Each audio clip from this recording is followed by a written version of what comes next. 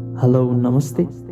Today I'm going to read a small interesting part from the book Pale Blue Dot, written by astrophysicist Carl Sagan.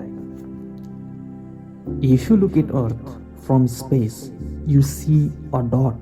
That's here, that's home, that's us. On it, everyone you love, everyone you know, every human being who ever lived out their lives. The aggregate of all our joys and sufferings, thousands of confident religions, ideologies, and economic doctrines.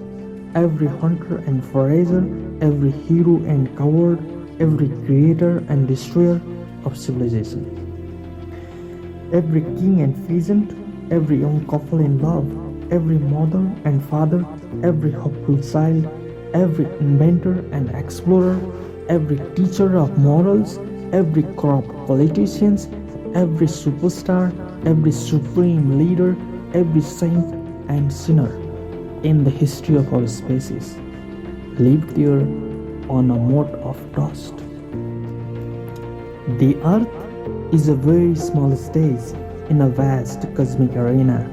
Think of the rivers of blood spilled by all those generals and emperors so that in a glory and triumph they could become the moment masters of a fraction of a dot.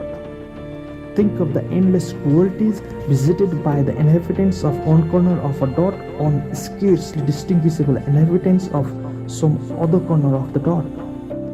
How frequent their misunderstandings, how eager they are to kill one another, how fervent their hatreds, our posterings, our imagined self-importance, the delusion that we have some privileged position in the universe are challenged by this point of pale light.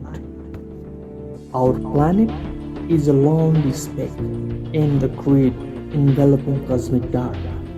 In our obscurity, in all this vastness, there is no hint that help will come from elsewhere to save us from ourselves. The earth is the only world known so far to harbor life. There is nowhere else, at least in the near future, to which our species would migrate.